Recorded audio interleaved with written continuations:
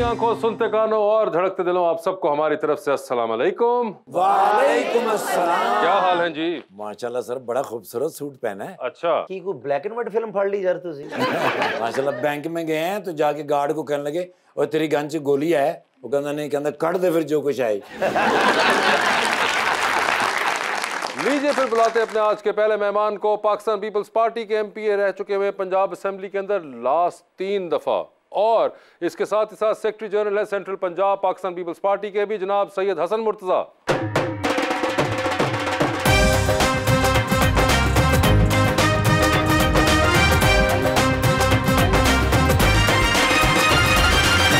और हसन साहब का साथ देने के लिए हमारी दूसरी मेहमान कराची से तशरीफ लाई हुई है एक्ट्रेस एंड होस्ट मोहतरमा शर्मीन अली।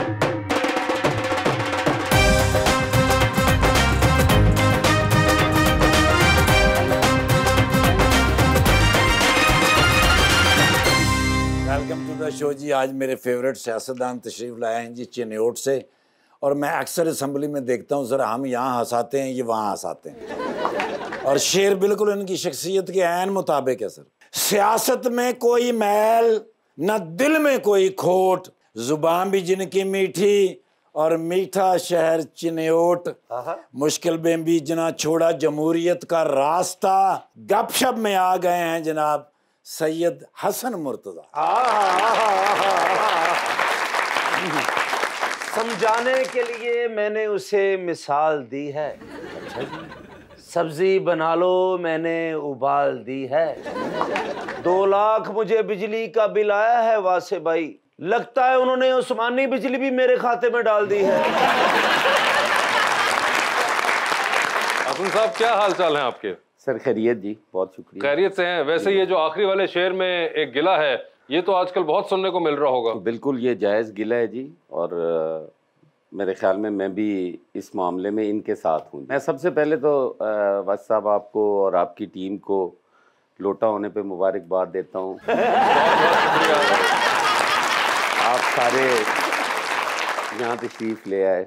बिल्कुल सर, हमने सोचा कि जहां आप जैसे सारे बड़े सियासतदान हो वहां पे हमें कुछ तो फॉलो करना चाहिए। हमने सिर्फ ये चीज बेहतरी की कि हमने प्रेस कॉन्फ्रेंस के बगैर ही कर लिया।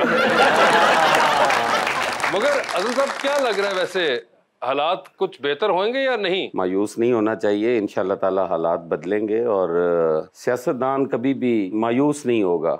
वो हमेशा हर हाल में जद्दोजहद पे यकीन रखता है, और ख़ास करके पाकिस्तान पीपल्स पार्टी का कारकुन वो तो जद्दोजहद पे यकीन रखता है। हालात बदलेंगे इंशाअल्लाह ताला, फिर जो है वो अवामी राज होगा, अवामी उमंगों के मुताबिक फ़ैसले होंगे इंशाअल्लाह। ये जो अभी है ये अवामी उमंगे नहीं है। देखें, अगर हम ये सोचें कि आइन के बिना भी अच्छा है तो मेरे ख्याल है ये ज़्यादती होगी, और मैं नहीं समझता कि अब जो हुकूमतें हैं या जो ये हमारा मुल्क चलाया जा रहा है या हम जिस तरफ जा रहे हैं वो कोई आइनी रास्ता है। और अगर 90 दिन में इलेक्शन नहीं होते तो वो कोई इस मुल्क के लिए या कौम के लिए या इन हुक्मरानों के लिए किसी के लिए भी बेहतर नहीं है। मैं इस पे सर वापस आऊंगा आपसे। आपके क्या हाल है मैडम? बिल्कुल ये बताएं, कराची में हालात को मुख्तलिफ है, यहाँ वाला ही हाल है? नहीं, यहाँ वाला हाल है, एक जैसे कपड़े पहनो। मैं ये देख रही थी कि भैया कलर कोऑर्डिनेटेड टुनाइट। बिल्कुल, आपने बड़ी जबरदस्त कलर कोऑर्डिनेशन की हुई है। हम तीनों ने की हुई है। हाँ, मैंने तो मजबूरी में की, मैं तो होस्ट हूँ, लेकिन आप लोगों ने जो हसीन इत्तेफाक किया है, क्या आपको पता था कि शाह साहब आज ब्लैक शलवार कमीज पहन कर आ रहे हैं? हम चाहते थे कि आपकी स्क्रीन बहुत अच्छी लगे। It's all about the appearance। Karachi में हालात कैसे हैं? बहुत आला, बड़े वधिया। सर ये उनको बताने दे, देखिए शाह साहब वो कराची से आई हैं, आप और मैंने आया, मैं भी कराची से ही हूँ। नहीं सर नहीं, मगर वो रहती हैं वहाँ पे। आप बताइए। Honestly, sad state of affairs right now।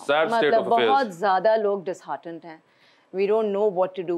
जिससे मैं बात कर रही हूँ वो बाहर जाने की, माइग्रेट करने की सोच रहा है, तो आई थिंक इससे बुरा टाइम मैंने तो ऑनेस्टली इससे पहले अपनी जिंदगी में मगर शर्मीन, ये सिर्फ कराची नहीं, खैर ये तो पूरे मुल्क का ही एक, आप जिस एनर्जी की बात कर रही हैं ये पूरे मुल्क में यही चल रही है। चाहे आप कहीं भी जाके बात करें तो आपको ये मिलेगा। और साथ ही साथ शाह साहब ये भी बड़ा मसला है, स्टेटिस्टिक पे स्टेटिस्टिक आई जा रहा है। आधा साल गुजरा है, इतने लाख छोड़ के चले गए, पिछले साल इतने लाख छोड़ के चले गए, तो ये खबरें तो नहीं रुक रही। मुंडा मैनू तो एयरपोर्ट ते मिले है, मैं कहा कितने चलना, कहता मैं बाहर चलना, मैं कहा पासपोर्ट कहता उत्थे जाके बना लांगा। बट नो एग्जैजरेशन, ऐसे भी मेरे 2 जो कि कहते थे हम कभी पाकिस्तान छोड़कर नहीं जाएंगे, हमारी यहाँ पे ज़िंदगी है, हमारी फैमिलीज़ हैं, हमारा इस्टेब्लिश्ड बिजनेस है। मुझे कल रात को पता चला, जो कि मेरे लिए एक बहुत बड़ा शौक था, इवन देयर नाउ मूविंग। किसी का भी गुजारा हो ही नहीं रहा है मुल्क में, इतनी महंगाई हो गई है, इतना मुश्किल हो गया on a daily basis to survive with petrol की जो प्राइस हाइक है and the electricity tariff, it's ridiculous.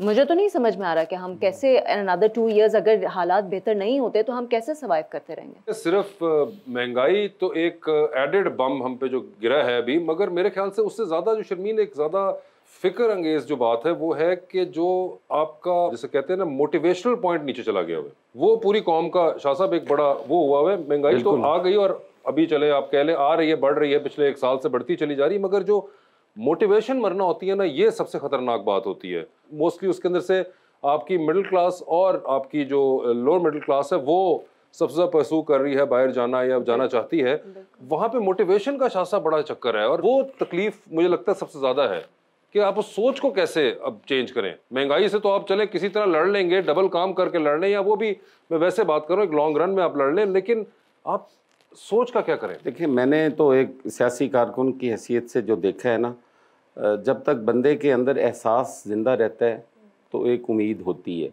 हमारे अंदर एहसास ही ख़त्म होता जा रहा है। अब आप किसी को भी देख लें, कोई बड़ा बिजनेसमैन है, कोई छोटा है, कोई दिहाड़ीदार है, कोई मज़दूर है, सिवाय गमे रोज़गार के उसको कोई गम ही नहीं है, वो कोई सोच ही नहीं है, कोई फ़िक्र ही नहीं है।